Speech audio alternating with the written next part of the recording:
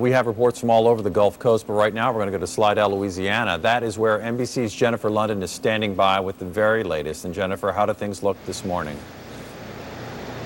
Well, good morning. I think the picture here says it all, Bill. You can see this massive pile of debris right next to me.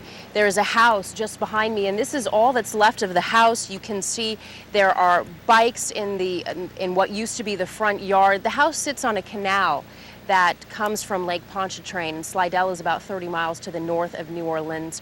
And Slidell took the brunt, the direct hit of Hurricane Katrina, and you can see just the widespread devastation that this area, this population, 80,000 people lived in Slidell, and most, we're being told 90% of the businesses and homes here have suffered damage. They're saying perhaps 50% of those are completely destroyed. And when you walk around and you look at what's here, I mean, here is somebody's toaster, and when you see things like this, you are just reminded that this was someone's home, this was someone's life, and this is all that's left. Just today, we've seen some heavy machinery brought in. They need to start removing some of this debris. You can see this pile is taller than I am, and when you look around the city of Slidell, this is what it looks like. One official said to me it looked like a war zone, and it does. And we've got FEMA here. They have arrived, and they are providing emergency food, water, and ice to the folks that live here.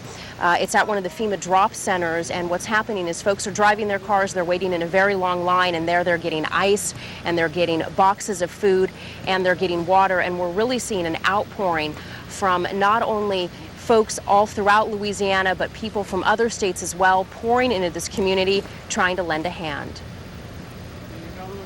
I'm just a good Samaritan, sir, just trying to help out any way I can. Just trying to do the best I can just to help these victims here in the hurricane. Oh, yeah. We're all out here trying to do a job, trying to get them fed.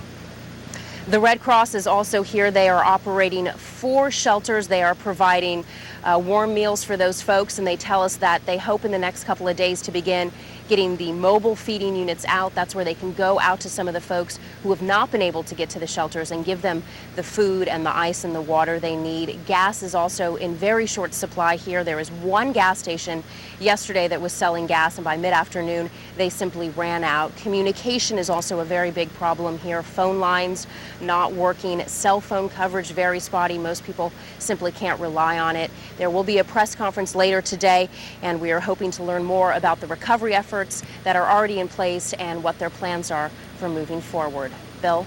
And Jennifer, have you heard from folks there that the common complaint that we've heard elsewhere, that it's just taken so long for help to get there, whether it's food and water, whether it's shelter, whether it's communications? Bill, it really depends who you talk to. When I first arrived here in midweek, a lot of folks were saying, well, given everything that was happening in New Orleans, they were sort of feeling like the city of Slidell had almost been forgotten, and they were waiting for the emergency crews to get in here and the relief efforts. And now that we've got a strong presence of FEMA here and the Red Cross has these shelters operating, you're starting to see people say, look, we know it's bad, but it will get better. And they are frustrated because there are no communication systems in place. There really isn't an infrastructure here, no running water, no electricity. But they understand that help is on the way, and it will take a very long time to rebuild. And a lot of folks really telling us that they are determined to rebuild and get the city of Slidell back on its feet. And with 50% total destruction, they've got a mammoth task ahead of them. NBC's Jennifer London, thank you so much from Slidell.